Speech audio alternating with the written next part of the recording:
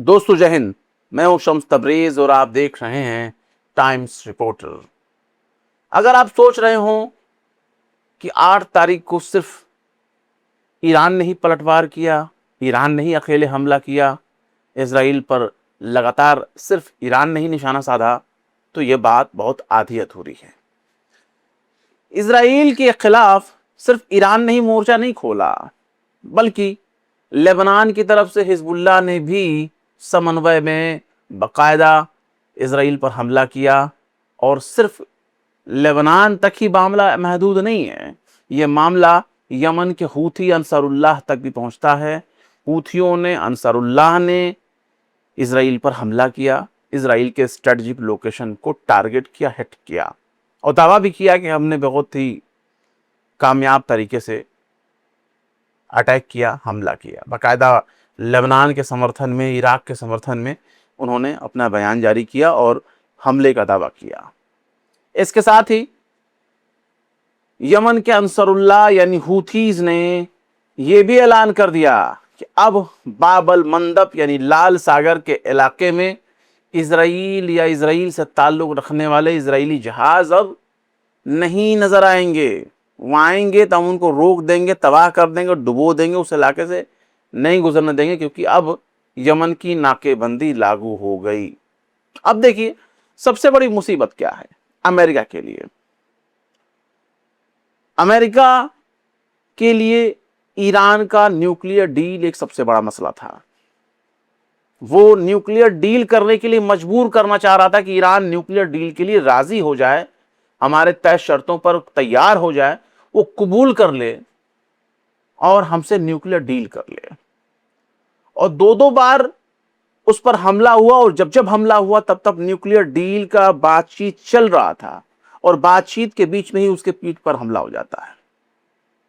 इस बार भी जो ये दूसरी बार हमला हुआ था 28 फरवरी को, 28 फरवरी 2026 को, उस वक्त भी मंजर यही था।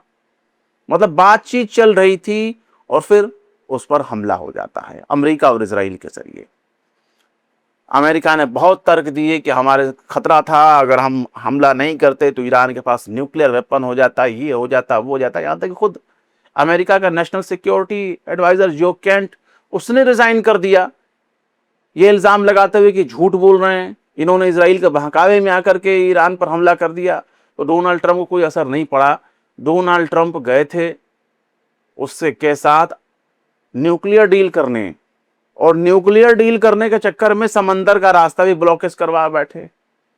भाई आपने उसके ऊपर हमला किया, इससे पहले हार्मुज तो खुला हुआ था, हार्मुज से जहाज आ रहे थे, जा रहे थे, सबको वहां से निकलने की, गुजरने की परमिशन थी, बिना पैसा, बिना कोई चुंगी टैक्स या कोई भी पैसा अदा किए जहाज आ रहे थे, जा रहे थे बेरोक टोक।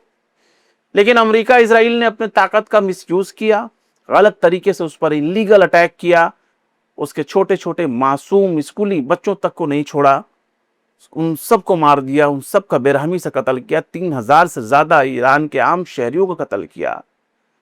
और लगातार दो दो तीन तीन बार इनकी हरकतें ऐसी ही होती चली आ रही हैं। और डोनाल्ड ट्रंप चाहते हैं कि ईरान अब हार्मुज के साथ भी समझौता कर ले।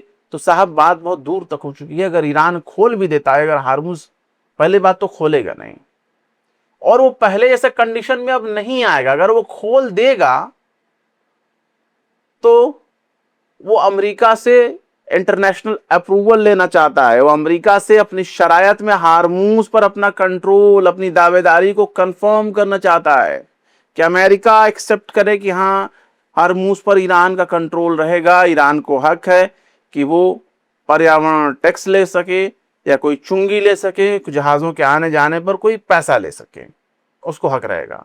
और आज नहीं तो कल हार्मूज को लेकर के कुछ न कुछ ऐसी ही शरायत आपको देखने को मिलेगी जब अमेरिका को मानना होगा। लेकिन पहले जैसी स्थिति में तो बिल्कुल नहीं रहेगी कि फ्री में आ रहे हैं, फ्री में जा रहे हैं, ऐसा नहीं रहेगा। अब मामला बदल चुका है, ईरान बोल चुका है कि हार्मूज पहले ऐसा नहीं रहेगा, लेकिन मामला फिर बदल गया। अब बाबल मंदब, रेड सी, लाल सागर, वहां भी ईरान के समर्थन वाला अंसारुल्लाह खड़ा हो चुका है। उसने अपने दुश्मन इजराइल के जहाज़ों के आने जाने पर उसने रोक लगा दी, बैन कर दिया। लेकिन अगर कुछ वक्त के बाद, कुछ वक्फे के बाद अगर अंसारुल्लाह ने यह ऐलान कर दिया कि हम भी बहरे हरमुज की तरह लाल सागर में टैक्स वसूलेंगे और नहीं कोई करेगा तो हम बंद कर देंगे इस इलाके को, या खुन्नस में आ जाए कि इजराइल अगर हमला करता रहेगा, लेबनान को टारगेट करता रहेगा, गजा को टारगेट करता रहेगा, तो हम भी बहरे हरमुज की तरह लाल सागर को बंद करने जा रहे हैं। और लाल सागर अगर उसने बंद कर दिया तो पूरा का पूरा यूरोप तबाही, बर्बादी और बहुत बड़ी अकाल के कागार पर पहुंच जाएगा, क्योंकि तेल और गैस के जो साजो सामान है, जो रास्ते इधर ही से होकर जाने हैं। और अगर बाबल मंदब बंद हो गया तो ये बहुत बड़ी मुसीबत हो जाएगी पूरे यूरोप के लिए, मगरबी मुल्कों के लिए, खुद इजराइल के लिए भी। अगर इजराइल कोई सामान जाना होगा तो पूरा अफ्रीका का चक्कर लगाकर जाना पड़ेगा, तब जाकर इजराइल को कोई माल जाएगा। और जब तक अफ्रीका का कोई चक्कर नहीं लगाएगा तब तक यूरोप को भी माल नहीं पहुंचेगा। यानी आधी दुनिया बिल्कुल ठप हो जाएगी। और आधी दुनिया क्या, समझ लीजिए कि तेल और गैस का जो मालो माल, जो दौलत अरब को मिला हुआ है, अरब ने सिर्फ इनसे पैसे कमाए हैं, वरना इनके पास कोई ऐसा शऊर तो है नहीं कि अगर तेल इनके हाथ से हटा लिया जाए तो ये कोई और काम भी कर सके। दुबई के हालात आप देख चुके हैं, यूएई के हालात आप देख चुके हैं। अबू ज़हबी की हालत अब वैसे ही नहीं रही कि वो दोबारा से पर्यटन के बेस पर अपना कारोबार फिर से कर सके। तो सबके लिए तो तेल ही कारोबार है।